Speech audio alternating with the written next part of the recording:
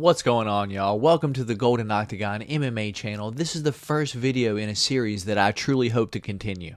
Today we are going to take a look back and go over the career of none other than the former Bellator lightweight champion and current UFC top-ranked contender, Iron Michael Chandler.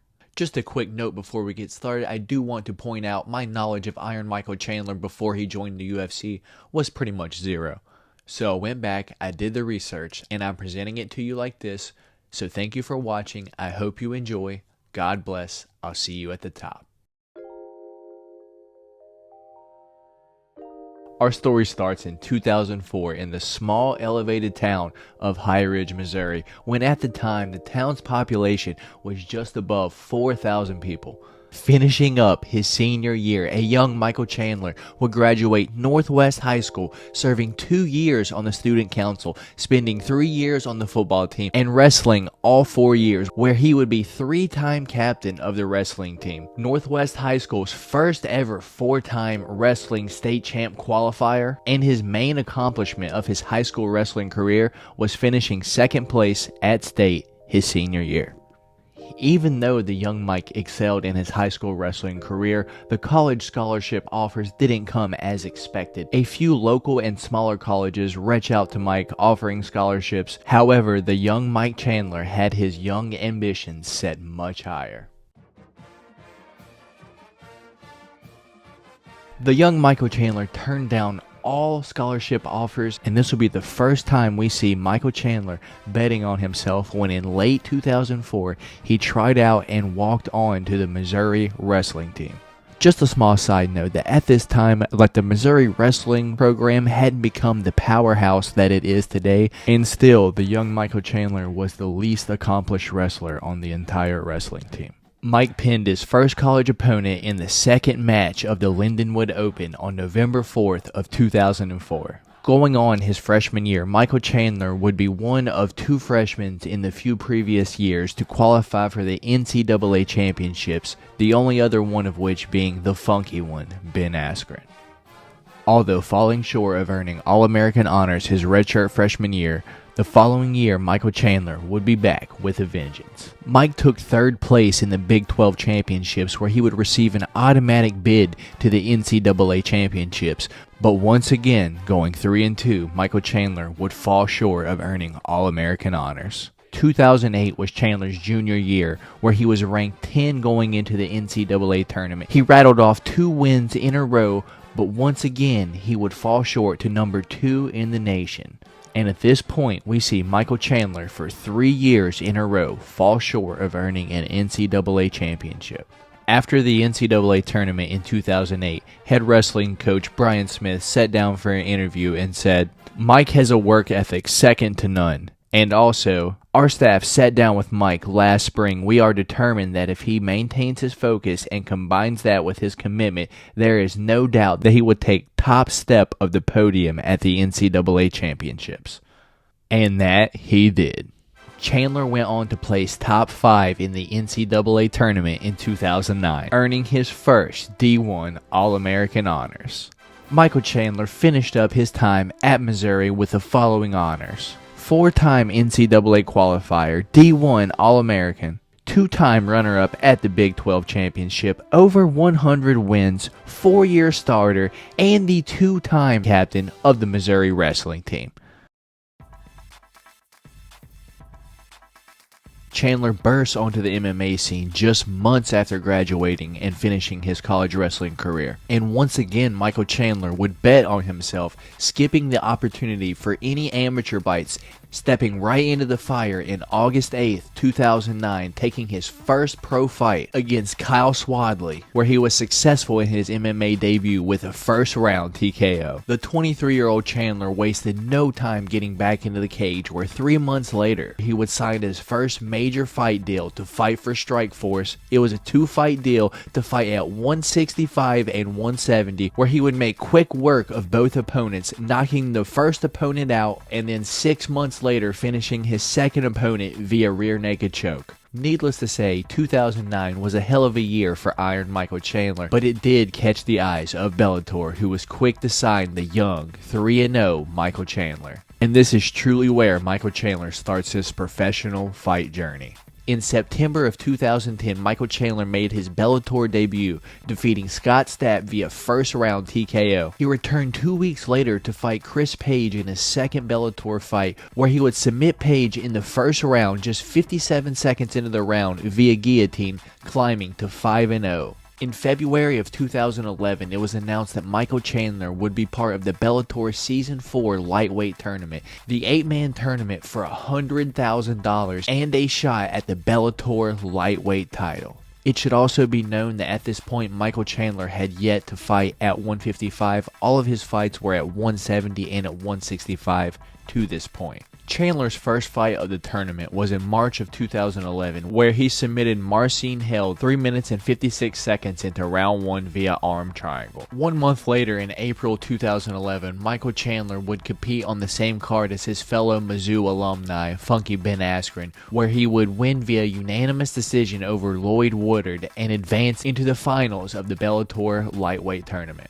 The finals of the Bellator lightweight tournament were set to take place at Bellator 44 in May of 2011, where Michael Chandler would take on Patricky Pitbull in the finals of the lightweight tournament. Chandler would go on to beat Patricky Pitbull via unanimous decision by pretty much taking him down and controlling him the whole fight, thus earning Michael Chandler $100,000 and a title shot at then champion, the Underground King, Eddie Alvarez.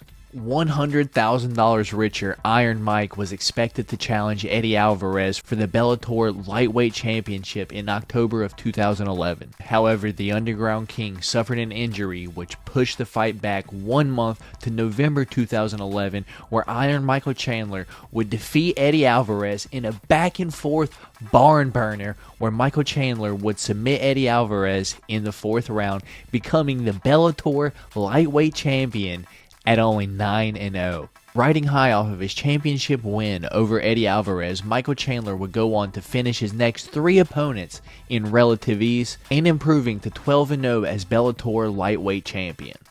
Though going on at the same time as Iron Mike's hot streak, former champion, the Underground King, Eddie Alvarez, was on a hot streak of his own. With 2 first-round KOs, the Underground King had earned himself a rematch and another chance to hold the Bellator lightweight title. The fight was scheduled for November 2013 in a truly absolute back-and-forth barn burner war. Eddie was able to keep Chandler at distance, landing a consistent jab and devastating head kicks throughout the fight, while Chandler got his fair share of heavy punches, takedowns, and flying knees. In the end, the judges were split. The Underground King, Eddie Alvarez, had won the rematch and regained the title of Bellator lightweight champion, and Iron Mike was now 12-1. Now 12-1, Michael Chandler hadn't tasted defeat since his college wrestling career, and Michael Chandler was 1-1 against Eddie Alvarez, so it was only right that they run that fight back. So that happened. The 3rd fight was set for May 17th, 2014. Unfortunately, 1 week before the fight, Eddie Alvarez would once again pull out of the fight, this time with a concussion. We know how those Philly boys like to bang up there. This left Michael Chandler to face late replacement, up-and-coming challenger, 13-1 Will Brooks as his replacement. And continuing the trend of all Michael Chandler fights, the fight was once again a back-and-forth barn burner, going to a split decision where in the end, Will Brooks was announced victorious and announced and new Bellator interim lightweight champion of the world. Because your champion, Eddie Alvarez, was unfortunately able to fight, this fight was for an interim belt. Now 12-2, coming off of 2 straight split decision losses, Iron Mike was not in a good headspace. When you first walk into it, you look at it and you think it's cold, it's harsh, and it's dark. But immediately, you start blaming other things, other people, other scenarios, the economy, the competition. You start to blame these things, and all of a sudden, the thread count on the sheets starts to feel more like Egyptian cotton, and it starts to feel good on your skin. And then you start to blame your higher-ups or your managers, or for me, it was my coaches, or I'll tell you what, if it wasn't for that ref, or that judge, if they knew how to judge a fight, I wouldn't be standing here, and I would have won that fight, and my whole life would have been changed. So then all of a sudden, you find yourself on that comfortable Tempur-Pedic mattress of blaming him or blaming her if she wouldn't have broke my heart, if he wouldn't have broke my heart, if the economy this, the economy that. If my coach would have told me to stand up instead of stand him up instead of keeping him down, or keeping him down instead of standing him up, it doesn't really matter. That might be the same thing, but either way, it's his fault. All of a sudden, you start finding more comfort in what was a nasty, cold, dark, harsh jail cell starts to feel like home to you. At this point in his career, it's very easy to see why Michael Chandler can think this way. He's just coming off of 2 split decision fights where one of the judges actually thought that he won both of those fights.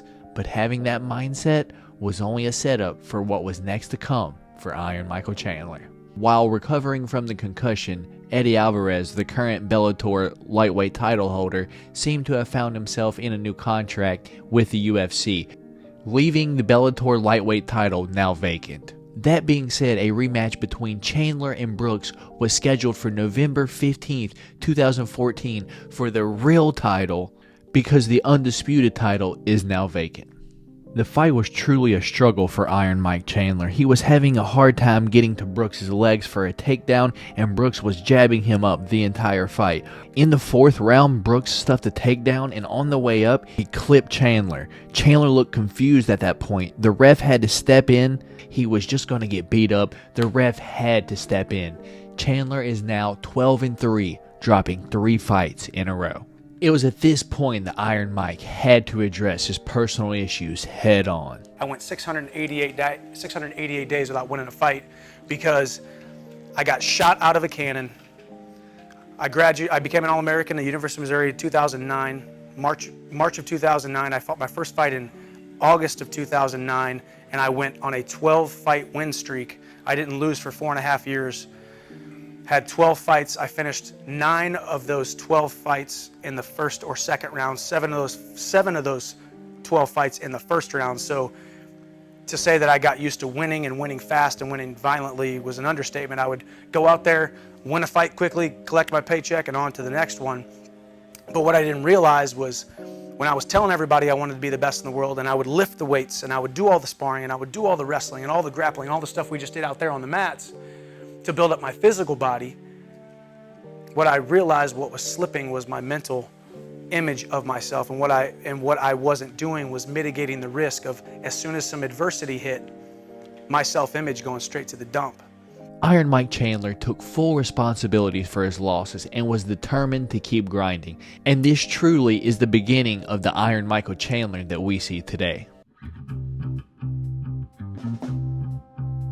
Chandler would rebuild and return the following year in June 2015, where he would fight Derek Campos, where he would go on to win that fight via first-round submission. In the same year, November 2015, Michael Chandler returned to fight David Rickles, where he finished via TKO in the second round. In the meantime, current Bellator lightweight title holder Will Brooks decided he wanted to try to get into the UFC, so he vacated the Bellator lightweight title and went on to be on The Ultimate Fighter. So in May 2016, it was announced that Michael Chandler would rematch Patricky Pitbull for the vacant Bellator lightweight title once again. Iron Mike Chandler versus Patricky Pitbull takes place on June 17, 2016, where Iron Michael Chandler absolutely snoozes Pitbull with a right over the top, once again regaining the Bellator lightweight strap. In November of 2016, Iron Mike makes his first title defense of his second reign against, in my opinion, his toughest test to this day, Benson Henderson. Iron Mike would go on to win a fairly close back-and-forth fight, adding a former UFC lightweight title holder to his win column. Chandler returns the following year for his second title defense of his second reign against Brent Primus, and we see something that we don't see happen too often, a perennial nerve leg kick from Brent Primus to Michael Chandler, and we don't see this happen too often. This is only a few times it's ever really happened. Maybe Henry Cejudo, Sean O'Malley, I believe it was either Chase Sherman or Jimmy Crute, one of the two. I don't remember off the top of my head, but we don't see it too often. Anyway, Iron Mike isn't able to basically stay on his feet at all, and the fight is called off midway through round 1, resulting in a doctor stoppage via TKO win for Brent Primus, and Michael Chandler once again losing his Bellator strap.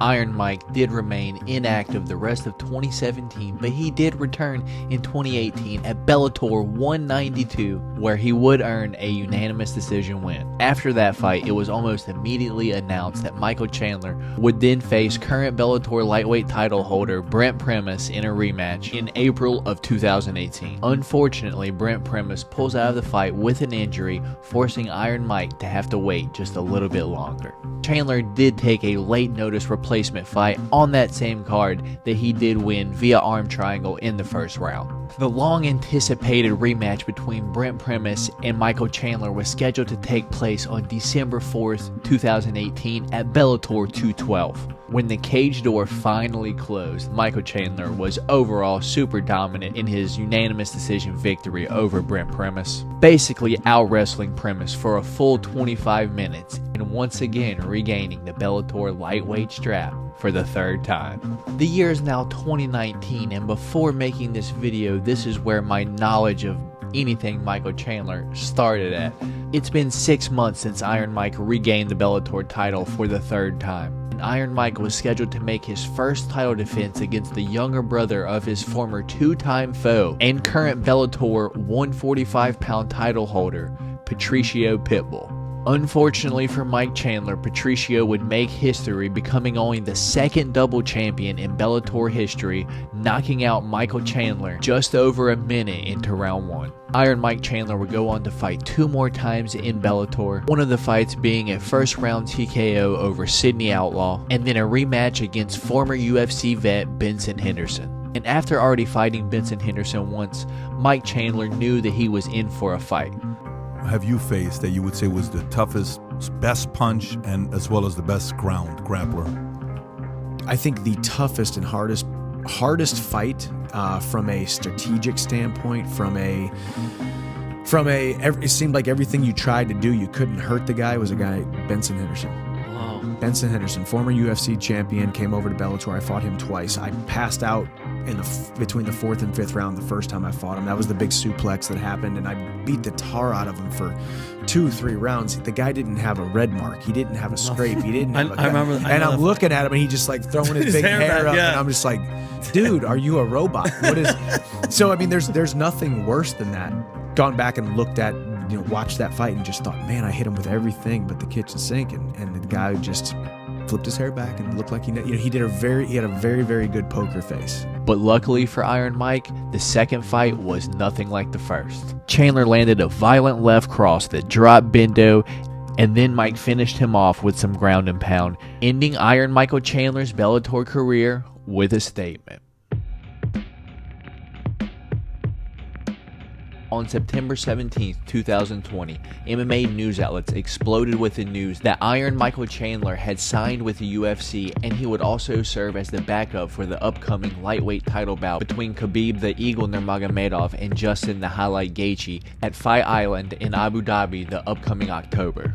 Although he wasn't eventually needed for the bout, he did all the media and he made his presence known as if he was fighting. From September 2020 until January 2021, when he eventually did make his UFC debut, Iron Michael Chandler had one statement. I told the UFC, I said, listen, I'm not here for a long time, I'm here for a good time, and I want to jump right into that top 5 right away. Either I am who I say I am, or I'm not. Sink or swim, throw me in there with the wolves and let's see where I come out.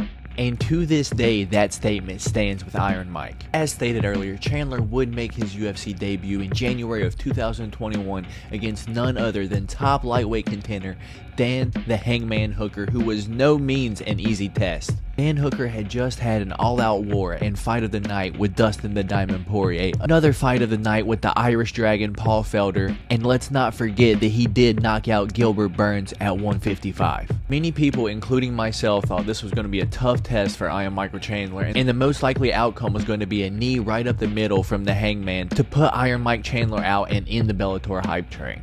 On that January night when the octagon door closed and the bell rang, Chandler immediately took center, pushing Dan Hooker back with jabs to the body. When about halfway through the first round, Iron Mike landed an absolute bomb over the top. This dropped Dan Hooker, he fell, and Iron Mike pretty much finished him off with some ground and pound. When it was all said and done, Iron Mike Chandler was victorious in his UFC debut over Dan Hooker, winning the fight via first round TKO, also securing a $50,000 performance of the night bonus. Although met with criticism from media and fellow UFC athletes alike, it was announced that Iron Mike would return for his second fight against Charles "Do Bronx" Oliveira in May of 2021 at UFC 262 for the vacant UFC lightweight title after Khabib the Eagle Nurmagomedov had just vacated and retired from the sport following his win over Justin the Highlight Gaethje. In May, when Chandler returned against Oliveira, he seemed to have picked up right where he left off against the Hangman. He dropped Oliveira early in the first round before unfortunately getting dropped and KO'd early into round 2. Even though Iron Mike had lost the fight, UFC fans across the world see what a warrior Michael Chandler is, and he had almost immediately become a fan favorite. The man literally goes out there and puts it all on the line every single time. The man is literally all action all the time, so the UFC had the perfect plan of action. Why not put him up against the other all-action fighter in the division, Justin the Highlight Gaethje? So that they did. The fight between Chandler and Gaethje was scheduled for 3 rounds at UFC 268 in Madison Square Garden in November.